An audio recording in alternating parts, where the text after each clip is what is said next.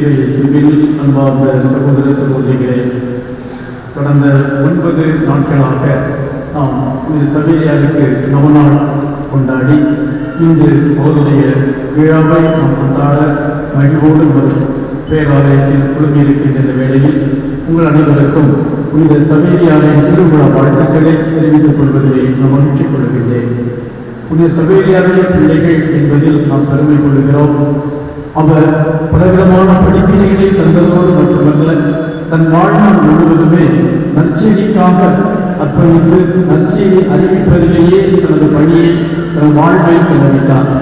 இந்த பின்னணியில் தான் பல நாட்கள் கடந்த 9 நாட்களாக பல கருத்துக்களில் சிந்தித்த நாம் இன்று படைப்பிற்கெல்லாம் நற்செய்தி என்ற கருத்தை சிந்தித்து பார்க்க இன்றைய நாள் நமக்கு அழைப்பு விடுக்கின்றது.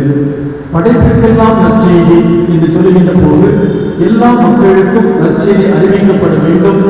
மனித இனம் படைப்பு ஒவ்வொன்றுக்கும் நற்செய்தி அறிவிக்கப்பட வேண்டும். உலகம் முடியும் மட்டும் நற்செய்தி அறிவிக்கப்பட வேண்டும். 4 மூலைகளுக்கும் எல்லாத்திற்கும் நற்செய்தி கொடுக்கப்பட வேண்டும் என்று இறைவன் இயேசு கிறிஸ்து பணித்தார். அதைத்தான் என்று வாசிக்கப்பட்ட நற்செய்தியை நாம் கேட்டோம். இறுதியாக இயேசு விண்ணகம் செல்வதற்கு முன்னதாக தனது சீடர்களுக்கு சொல்லுகின்றார், உலகெங்கும் சென்று நற்செய்தியை அறிவியுங்கள், தந்தை மகன் தூய ஆவியின் பெயரால் திருமுழுக்கு கொடுங்கள், நான் உங்களோடு இருப்பேன். நீங்கள் நற்செய்தியை ஏற்றுக்கொண்டு நற்செய்தி அறிவிப்பீர்கள் என்றால் நீங்கள் பலவிதமான செயல்களை செய்வீர்கள், புதுமைகள் செய்வீர்கள். நீங்கள் பாம்பை கையில் பிடித்தாலும் கொல்லும் நஞ்சை குடித்தாலும் உங்களை எதுவும் செய்துவிட முடியாது. ஏனெனில் நான் உங்களோடு இருக்கிறேன், நான் உங்களில் செயல்படுகிறேன் என்று ஆண்டவர் அந்த திருத்தூதர்களுக்கு சொன்னார். அந்த திருத்தூதர்களும் உலகெங்கும் சென்று நற்செய்தியை அறிவித்து வந்ததை நாம் பார்க்கின்றோம். இந்த பின்னணியில் தான் அந்த திருத்தூதர்களை பின்பற்றி வந்த நமது புனித சபேரியார் நற்செய்தியின் தூதுவராக நற்செய்தியை அறிவிப்பவராக இருந்து வருவதை நாம் பார்க்கின்றோம். அவருடைய வாழ்வை எடுத்துக் கொள்வோமே என்றால் வாழ்வு முழுவதுமே அந்த நற்செய்தியை உள்ளடக்கி நற்செய்திக்காக எல்லா மக்களுக்கும் நற்செய்தி கொடுக்க வேண்டும் என்று விரும்புகின்றார். அவர் அழைப்பு பெற்றது எப்படி என்ற அனைவருக்கும் தெரியும். புனித லோயோலா இக்னாசியார் இவரை பார்த்து உலகம் அனைத்தையும் ஒருவர் தனதாக்கி கொண்டாலும் தன் ஆன்மாவை இழந்தால் என்ன பயன் என்ற வார்த்தை கேட்டு இவர் மனமாற்றம் பெறுகிறார். முழுவதுமாக கடவுளுக்கு அர்ப்பணிக்கிறார். அந்த முழுமையை, அந்த மனமாற்றத்தை தன்னோடு மட்டும் வைத்துவிடவில்லை. உலகம் முழுவதையும் ஒருவன் தனதாக்கி கொண்டாலும் ஆன்மாவை இழந்தாலும் அதனால் என்ன பயன் என்ற வார்த்தையை தனக்கு மட்டும் வைத்துக் கொள்ளாமல் எல்லா மக்களுக்கும் கொடுக்கின்றார். இந்த பின்னணியில் தான் எல்லா மக்களுக்கும் சென்று நற்செய்தியை அறிவித்து நீங்கள் மனமாறுங்கள், இயேசுவை அறிந்து கொள்ளுங்கள், மீட்பை பெற்றுக் கொள்ளுங்கள் என்று அவர் கூறுவதை நாம் பார்க்கிறோம். அவர் 10 ஆண்டுகள் இந்த நற்செய்தி பணியை புரிந்திருக்கின்றார். போர்ச்சுகல் நாட்டில் இருக்கின்ற அந்த லிஸ்பனில் இருந்து அவர் கப்பலில் கிளம்புகிறார். கப்பலில் கிளம்பி அவர் கோவா வந்த அடைவதற்கு அவர் எடுத்துக்கொண்ட நாட்கள் 13 மாதம். இன்று நாம் கோவாவிலிருந்து லிஸ்பன் போவோம் என்றால் 10 மணி நேரத்தில் போய்விடலாம். ஆனால் சபேரியார் வந்து செல்வதற்கு எடுத்த நாட்கள் 13 மாதங்கள், ஓராண்டுக்கு மேலாக. அந்த அளவுக்கு கப்பலில் கஷ்டப்பட்டு அந்த கடல் பயணத்தில் துன்பத்தோடு அவர் இங்கு வந்து சேர்கின்றார். வந்த பிறகு அவர் என்ன செய்கிறார்? சுகமாக அங்கே கோவாவிலே அமர்ந்திருக்கலாம். வந்த இவரே இந்திய நாட்டில் மட்டுமல்ல, இந்த ஏசியா முழுவதற்குமாக புரோவின்சியலாக புனித லோயோலா இக்னாசியார் அவரை அப்பாயின்மெண்ட் பண்ணுகிறார். அங்கு இருந்தே வேலை செய்திருக்கலாம். ஆனால் அங்கு அமர்ந்து விடவில்லை. அங்கிருந்து நடக்கிறார், மக்களிடம் செல்லுகின்றார். நாம் கன்னியாகுமரிக்கு வருகின்றார். அந்த கடற்கரையிலேயே கன்னியாகுமரியிலிருந்து தூத்துக்குடி வரை நடக்கின்றார். அது மட்டுமல்ல, இங்கிருந்து ஸ்ரீலங்கா செல்கின்றார். ஸ்ரீலங்காவிலிருந்து திரும்பவும் இந்தியா வருகின்றார். இங்கிருந்து ஜப்பான் செல்கின்றார். ஜப்பானிலிருந்து திரும்பி வந்து மீண்டும் இந்தோனேசியா செல்கின்றார். இந்தோனேசியா சென்று திரும்பி வந்து மீண்டும் செல்லுகின்ற வேளையில்தான் அவர் ஷெங்கன் என்ற தீவிலே கப்பலுக்காக காத்துக் கொண்டிருந்த வேளையில் அவர் சுபவீனம் இல்லாமல் படுக்கின்றார். அவருக்கு காய்ச்சல் அதிகப்பட அவர் டிசம்பர் மாதம் 3ஆம் தேதி அந்த தீவிலே 1545ஆம் ஆண்டு அவர் அந்த தீவிலே இறப்பதை பார்க்கிறோம். அவர் இறக்கும்போது கூட இருந்தது ஒரு கேட்டகிஸ்ட், ஒரு நற்செய்தி பணியாளர், வேறு யாருமே கூட இருக்கவில்லை. இவர் இறக்கின்ற அதே வேளையிலே அவருடைய வீட்டிலே, ஸ்பெயின் நாட்டிலே அவருடைய வீட்டிலே, அங்கே அவர் வீட்டில் இருந்த அந்த சிலுவையிலே அந்த ரத்தம் கொட்டுகிறது. அந்த சிலுவையானது இரத்த வேர்வையானது, அந்த சிலுவையானது இரத்த வேர்வை படிக்கிறதை பார்க்கின்றார். அவருடைய சகோதரி மேன்ஸ்லர், அவருடைய அக்கா அதை பார்த்துவிட்டு, இந்த சிலுவையை ரத்தப்படுவதை பார்த்துவிட்டு, நமது தம்பி பிரான்சிஸுக்கு ஏதோ நடக்கிறது என்று அவர் சொல்ல, அந்த நேரத்தில் இவர் அந்த தீவிலே தனியாக ஒரு மறைபரப்பு பணியாளருடைய பிரசனத்தில் இறக்கின்றார். வாழ்நாள் முழுவதும் நற்செய்திக்கு அர்ப்பணித்தார். இறக்கும் போது கூட சைனாவுக்கு செல்ல வேண்டும், அங்கு நான் நற்செய்தி அறிவிக்க வேண்டும் என்று ஏக்கத்திலே இறக்கின்றார். அந்த ஏக்கம் அவருடைய இறப்போடு நின்றுவிடவில்லை, இன்றும் தொடர்ந்து கொண்டிருக்கிறது. 10 ஆண்டுகளுக்கு ஒரு முறையாக அது மக்களுடைய பார்வைக்கு வைக்கப்படுகின்றது. இந்த ஆண்டு வைக்கப்பட்டிருக்கிறது. பல மக்கள் சென்று அவரை பார்த்து கும்பிட்டு வேண்டி வருகிறார்கள். கத்தோலிக்க கிறிஸ்தவர்கள் மட்டுமல்ல, கிறிஸ்துவை அறியாதவர்களும் செல்லுகிறார்கள், அவரிடம் வேண்டுகிறார்கள், வேண்டுவதை பெற்று வருகிறார்கள், பல புதுமையை பெறுகிறார்கள். அப்படின்னா அவரைத்தான் நாம் பாதுகாவலராக பெற்றிருக்கின்றோம். நமது மறை மாவட்டம் அவரை பாதுகாவலராக பெற்றிருக்கிறது. நமது இந்திய தேசம் அவரை பாதுகாவலராக பெற்றிருக்கின்றது. அதோடு மட்டுமல்ல, கத்தோலிக்க திரு அவை மறைபரப்பு நாடுகள் முழுவதுக்கும் அவரை பாதுகாவலராக அறிவித்திருக்கின்றது. ஆக இந்த திரு அவையின் மறைபரப்பு பணியே புனித சவேரியாரின் கீழ் அவருடைய வேண்டுதலில், அவருடைய வழிகாட்டுதலில் தொடர்ந்து கொடுக்கப்படுவதை நாம் பார்க்கின்றோம். இவருடைய நற்செய்தி பணி எப்படி இருந்தது என்று பார்ப்போமே என்றால், 10 ஆண்டுகளில் அவர் பயணம் செய்தது 1,00,000 கிலோமீட்டர், 50 அரசுகளை சந்தித்திருக்கின்றார், 10 மில்லியனுக்கு மேலாக இறை மக்களை கடவுளிடம் கொண்டு வந்திருக்கின்றார். அவர் 6 பெரிய ஆசிய நாட்டில் இருக்கின்ற 6 பெரிய நாடுகளிலே திரு அவையை ஏற்படுத்தி இருக்கின்றார். எப்படி பவுலடிகளார் சென்ற இடமெல்லாம் திரு அவையை நிறுவினாரோ அதுபோல புனித சவேரியா ஆசிய நாட்டிலே அந்த திரு அவையை நிறுவுகின்றார். ஆக இவருடைய பணி முழுவதுமே அந்த நற்செய்தியை உள்ளடக்கி அவர் செய்த அந்த பணியானது, நற்செய்தி அறிவிக்காவிடில் எனக்கு ஐயோ கேடு என்று பவுலடிகளார் சொன்னாரே, அதை தனது வாழ்வில் வாழ்வாக்கி கொண்டு அவர் நற்செய்தி புரிந்து இன்றும் நற்செய்திக்காக அவர் தனது அழியா உடலின் வழியாக செய்து கொண்டிருப்பதை நாம் பார்க்கின்றோம். அந்த அழியா உடலின் ஒரு பகுதியாக அவருடைய தோளிலிருந்து எடுத்த ஒரு சிறு துண்டுதான் இன்று நாம் அவருடைய திருப்பண்டமாக நமது ஆலயத்தில் நாம் வைத்திருக்கின்றோம்.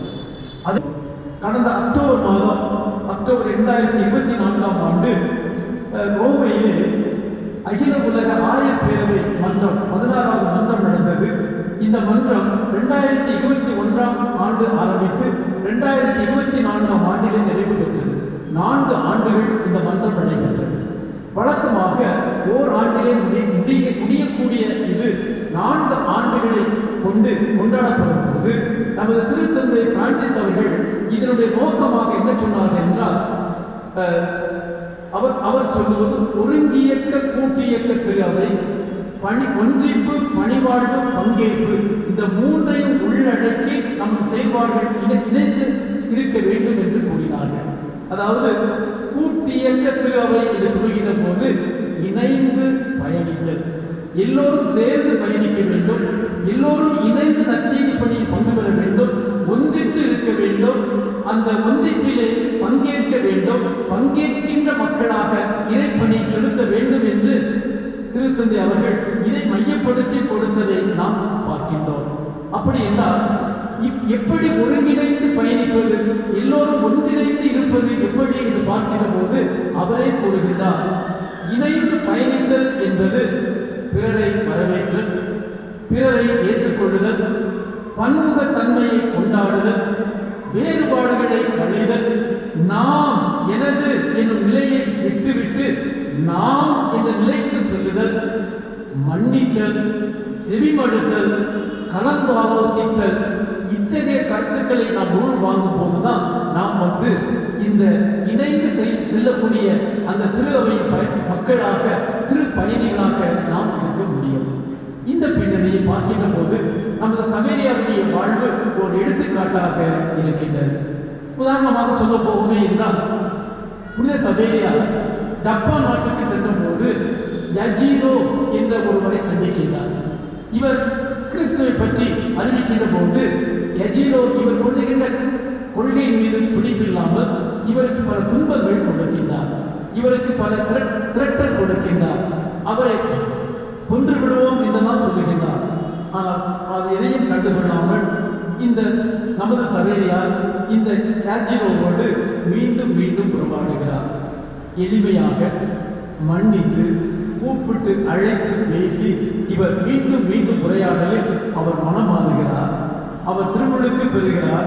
திருமுழுக்கு பெற்று இயேசுவை ஏற்றுக்கொண்ட பிறகு அதோடு மட்டுமல்ல, அவர் ஒரு புனித சவேரியாரோடு சேர்ந்து அந்த மறைப்பணிக்கு தன்னை முழுவதுமாக அவர் அர்ப்பணிக்கின்றார். இது எங்கிருந்து வருகிறது என்று பார்க்கின்ற போது நமது மறைபரப்பு பணி என்பது சவேரியாருடைய வாழ்வில் வாழ்ந்து காட்டியதை நாம் பார்க்கின்றோம். அவர் யாரையும் எடுத்தேறி விடவில்லை, எல்லோருக்கும் செவிமடுக்கின்றார், திரும்ப திரும்ப பேசுகின்றார். பேசிய அவர் எல்லோரோடும் இணைந்து அவருடைய கருத்துக்கு சென்று அவர்களை திருமலைக்கு கொண்டு வருவதை பார்க்கின்றோம். இதைத்தான் இது வாசிக்கப்பட்ட 2ஆம் வாசகத்தில் பவுலடிகளார் சொல்லுகின்றார், எல்லாருக்கும் எல்லாம் ஆனேன். எதற்காக? ஒரு சிலரையாவது மீட்க நான் எல்லோருக்கும் எல்லாம் ஆனேன். எல்லோருக்கும் எல்லாமாக எப்படி ஆகிறார் என்று பார்க்கிற போது அவர் சொல்லுகிறார், நான் யாருக்கும் அடிமை கிடையாது, ஆனால் அடிமையை மீட்க நான் அடிமை போல் ஆனேன். அறிவற்றவர்களுக்கு நான் அறிவற்றவர்கள் போல் இருந்தேன். சட்டம் தெரிந்தவர்களுக்கு சட்டத்தை எடுத்து சொன்னேன். தெரிந்தவர்களுக்கு தெரிந்தவர்களாகவும் அறியாதவர்களுக்கு அறியாதவர்களாகவும் அவர்களுடைய நிலைக்கு சென்று நான் அவர்கள் போலவே மாறி நற்செய்தி கொடுத்தேன் என்று சொல்லுகிறார்.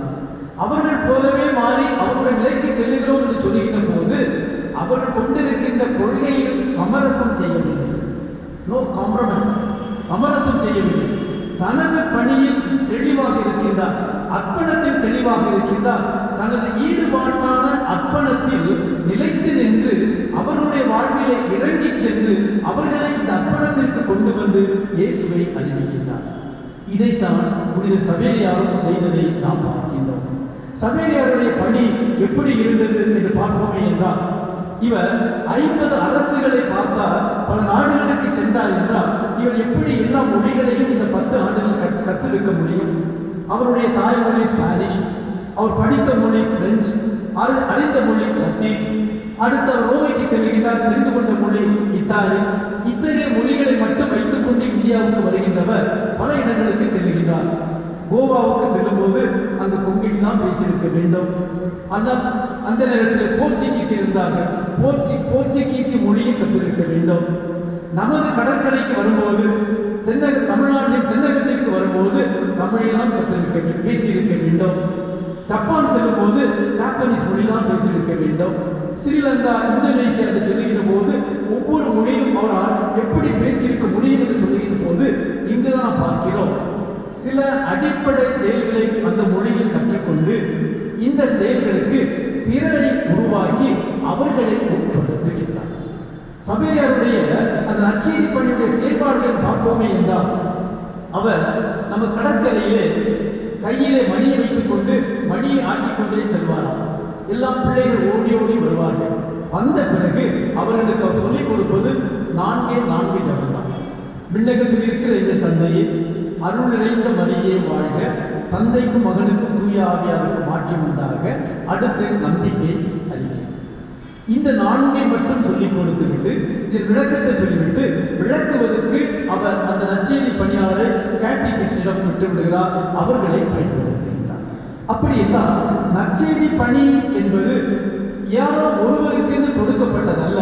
அந்த நற்செய்தி பணி செய்வதற்கு பலவிதமான தலைவர்களை உருவாக்குகிறார், மற்றவர்களுக்கு சொல்லிக் கொடுத்து அவர்கள் வழியாக செய்ய வைக்கின்றார். எல்லாம் நான் தான், எல்லாம் என்னுடைய விருப்பப்படி நடக்க வேண்டும், எல்லோரும் என்னை தேடி வர வேண்டும் என்றல்ல, மாறாக அவர் மக்களை தேடி சென்று பல மக்களை உருவாக்கி பல தலைவர்களை உருவாக்கி அந்த மக்கள் வழியாகவே அந்த மக்களுக்கு நற்செய்தி கொடுக்கின்றார். இன்னொன்று, இந்த நற்செய்தியுடைய பரப்புடைய நோக்கத்தை பார்ப்போமே என்றால் அவர் முதலில் யாரை தொடர்பு கொள்வார் என்றால் குழந்தைகள். அவர் மணியடித்து செல்லும் போது அவரை சுற்றி வருவது குழந்தைகள். அந்த குழந்தைகளை கூப்பிட்டு உட்கார வைத்து அந்த பிள்ளைகளுக்கு மறைக்கல்வி கொடுப்பது, இந்த பிள்ளைகள் வழியாக பெற்றோர்களை இருப்பது. அப்படி என்றால் நற்செய்தி அறிவிப்பு பணி என்பது குழந்தைகளை மையப்படுத்தி குழந்தைகளுக்கு சரியான திரு அவையுடைய படிப்பினைகள் கொடுக்கப்பட வேண்டும் என்பதை மனதில் வைத்து இந்த குழந்தைகளை மையப்படுத்தி அவர் கொடுத்ததையும் நாம் பார்க்கின்றோம். அதோடு மட்டுமல்ல, அந்த குழந்தைகள் இவரோடு இணைத்து விளையாடுகிறார்கள். அவர் எப்போதும் குழந்தைகளோடு நேரத்தை செலவழிக்கிறார். எந்த அளவுக்கு சொல்லுகிறார் என்றால், நான் இங்கு வந்த பிறகு அவர் எழுதிய கடிதத்தில் தென் தமிழகத்தில் ஒரு கிராமத்திலிருந்து எழுதுகிறார் என்று சொல்லப்பட்டிருக்கிறது. ஆனால் அந்த வரலாற்று அறிஞர்கள் கூறுகிறார்கள், இது மணப்பாட்டு குகையிலிருந்து எழுதப்பட்டிருக்க வேண்டும் என்று சொல்லுகிறார்கள்.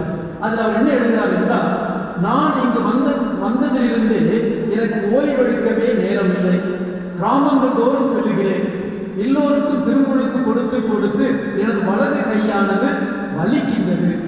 நான் யார் என்னோடு வருகிறார் என்றால் வலது கை எது இடது கை எது என்று தெரியாத குழந்தைகளும் கொஞ்சம் வளர்ந்த குழந்தைகளும் என்னை எப்போதும் சுற்றியே இருக்கிறார்கள். அந்த எந்த அளவுக்கு பார்த்தோமே என்றால், இதில் எனக்கு அந்த குழந்தைகள் எப்போதும் சூடி இருப்பதால் எனக்கு ஜெபிக்க கூட என்னுடைய கட்டளை ஜபத்தை, ஆபீஸ் ஆஃப் ரீடிங், குருக்கள் செய்ய வேண்டிய அந்த கட்டளை ஜபத்தை ஜெபிக்க கூட எனக்கு நேரம் இல்லை. ஆனால் இந்த குழந்தைகள் படுக்க சென்ற பிறகு 10-11 மணிக்கு மேலாக நான் என்னுடைய கட்டளை ஜபத்தை சொல்லுகிறேன் என்று அவர் மனப்பாட்டிலிருந்து இந்த இன்யாசருக்கு கடிதம் அனுப்புகிறார். பல வேலைகளை என்ன செய்கிறார்கள், நான் நிறைய வேலை செய்கிறேன், எனது வேலையே ஜபம் என்று பலர் சொல்லிக் கொண்டிருப்பதை பார்க்கிறோம். சபையர் அப்படி செய்யவில்லை. நான் செய்கின்ற செயல்தான் ஜபம், நான் மக்களுக்காக வாழுகிறேன், மக்களுக்காக என்னை கொடுக்கிறேன், அதுதான் ஜபம் என்று சொல்லுகிறார்கள். அது ஜபம் எப்படி நாம் பிறருக்கு கொடுக்கின்றோம்? நம்முடைய குடும்பங்களிலே இந்த நற்செய்தியை பற்றி நாம் என்றால் பேசுகின்றோமா?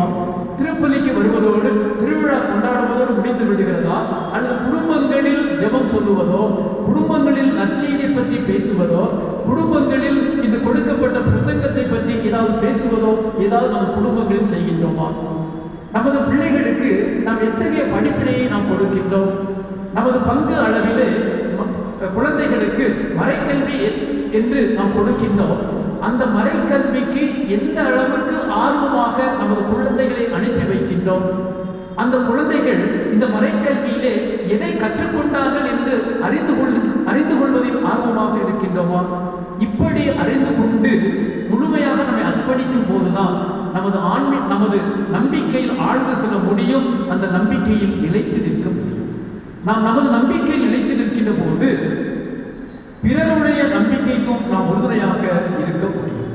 இந்த ஆயர் பேரவை மன்றத்தினுடைய 3வது கருத்து என்ன சொல்லுது என்றால், உடன் பயணிப்பது, உடன் இருப்பது, எல்லோரும் இணைந்து பயணிப்பது. கத்தோலிக்க திரு அவை என்று சொல்லுகின்ற போது கத்தோலிக்கர் என்பது யாரும் தனியாக கிடையாது, எல்லோரும் இணைந்து இருக்கிறோம். எனக்கு நீங்கள் தேவை, உங்களுக்கு நான் தேவை, இவர்களுக்கு அவர் தேவை, அவர்களுக்கு இவர் தேவை என்று சொல்லுகின்ற போது எல்லோரும் இணைந்த ஒரே குடும்பமாக பயணிக்கிறோம் என்று சொல்லுகின்ற போது பிறருடைய நம்பிக்கை குறையும் போது அவர்களுக்கு நம்பிக்கை ஊட்டக்கூடிய மக்களாக நாம் இருக்க வேண்டும். அவர்கள் வழிதவறி செல்லும் போது மீண்டும் அவர்களை நல்ல வழிக்கு கொண்டு வரக்கூடிய மக்களாக இருக்க வேண்டும். நாம் திருப்பலிக்கு வருவதோடு மட்டுமல்ல, நமக்கு தெரிந்தவர்கள் திருப்பலிக்கு வந்து கொண்டிருந்தவர்கள் இப்போது வராமல் இருக்கிறார்கள்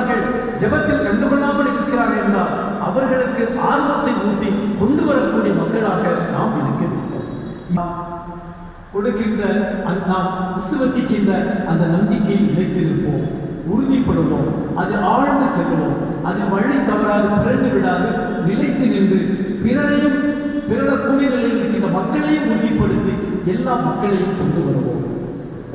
திருத்தந்தை 2ஆம் ஜான் பாலும் சரி, திருத்தந்தை பிரான்சிஸ் அவர்களும் சரி, நற்செய்தியை பற்றி பேசும்போது என்ன சொல்கிறார் என்றால், புதிய நற்செய்தி அறிவிப்பு என்று சொல்லுகின்றார். புதிய நற்செய்தி அறிவிப்பு என்றால் என்னன்னா, இயேசுவை பற்றி தெரிந்து கொண்டு இப்ப கண்டுகொள்ளாமல் விலகி செல்கிறார்கள் அல்லவா, இவர்களுக்கு மீண்டும் இயேசுவை கொடுத்து போதனைகளை கொடுத்து மீண்டும் கொண்டு வருவது, இதுதான் புதிய நற்செய்தி என்று சொல்லுகிறார். எனவே நற்செய்தியின் மக்களாக, நற்செய்தியை அறிந்த மக்களாக வாழ்ந்து சவேரியாருடைய பிள்ளைகளாக அவருடைய அருளை பெற்று நமது நம்பிக்கையை நாம் நிலைத்து நிற்போம். அதன் நம்பிக்கையை பிறரோடு பகிர்ந்து கொள்வோம். புனித சவேரியார் நம்மையும் நமது குழந்தைகளையும் ஆசீர்வதித்து அவர் இறை அரசில் நம் அனைவருக்கும், இறை அரசில் நம்ம அனைவரையும் அழைத்து செல்லட்டும்.